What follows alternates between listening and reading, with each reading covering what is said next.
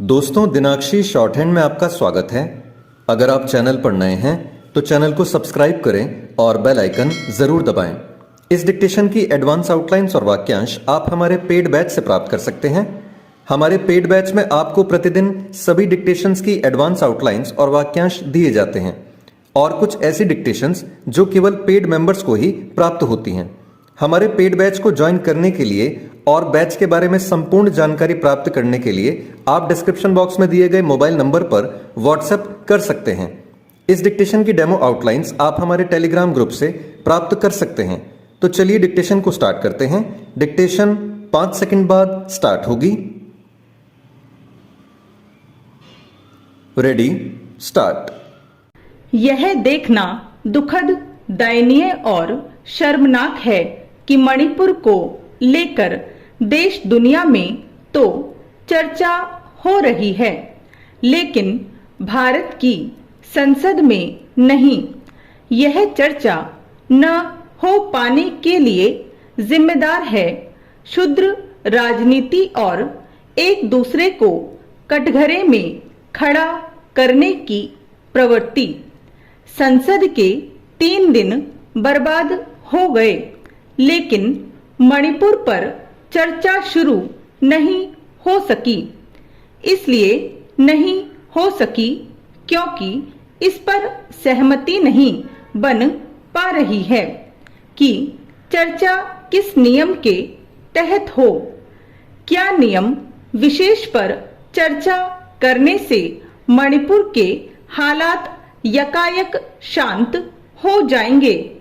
विपक्ष केवल नियम विशेष पर चर्चा को लेकर ही नहीं अड़ा, बल्कि उसे यह भी स्वीकार नहीं कि गृह मंत्री चर्चा की शुरुआत करें। वह पहले प्रधानमंत्री का वक्तव्य चाहता है। यह जिद चर्चा से बचने का बहाना ही अधिक जान पड़ती है, क्योंकि एक तो प्रधानमंत्री मणिपुर की घटना पर पहले ही बोल चुके हैं और दूसरे सत्ता पक्ष की ओर से यह नहीं कहा गया कि वह आगे इस विषय पर कुछ नहीं कहने वाले। सत्ता पक्ष की ओर से बार बार यह कहा जा रहा है कि यदि चर्चा के लिए समय कम पड़ा और उसे बढ़ाने की आवश्यकता पड़ी तो यह काम किया जा सकता है, लेकिन विपक्ष ने ठान लिया है कि वही होना चाहिए जो उसकी ओर से कहा जा रहा है। इससे यही लगता है कि उसकी दिलचस्पी देश के समक्ष यह जताने में है कि सरकार मणिपुर पर चर्चा करने से बच रही है। शायद इसीलिए विपक्षी नेता संसद परिसर में प्रदर्शन करने और दोनों सदनों में नारेबाजी को अतिरिक्त प्राथमिकता दे रहे हैं। जब किसी की प्राथमिकता संसद के भीतर बाहर नारेबाजी करना और हंगामा मचाना हो तो फिर यह सहज ही समझा जा सकता है कि उसकी रुचि चर्चा करने में कम ही है। यह सही है कि सदन चलाना सरकार की जिम्मेदारी है, लेकिन वह इसमें तभी सफल हो सकती है जब विपक्ष बीच का रास्ता निकालने के लिए तैयार हो। यदि दोनों पक्ष चाहे तो मतभेदों के बीच ऐसा कोई रास्ता निकल सकता है जिससे मणिपुर को लेकर संसद में सार्थक चर्चा हो सकती है।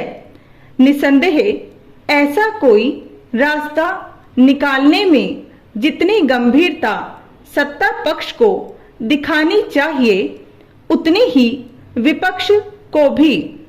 वैसे बीते कुछ दिनों में संसद का जैसा माहौल दिखा है, उससे यह कहना कठिन है कि मणिपुर को लेकर कोई ठोस चर्चा हो सकेगी।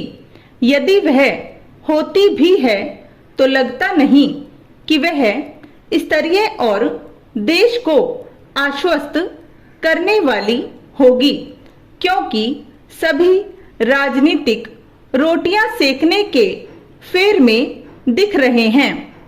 राजनीतिक दल एक दूसरे पर आरोप लगाने में चाहे जितनी ऊर्जा खपाएं, वे देश को निराश करने का ही काम कर रहे हैं।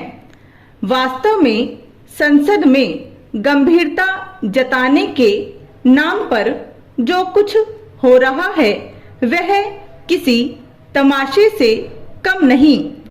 यह तमाशा देश को लज्जित करने वाला है।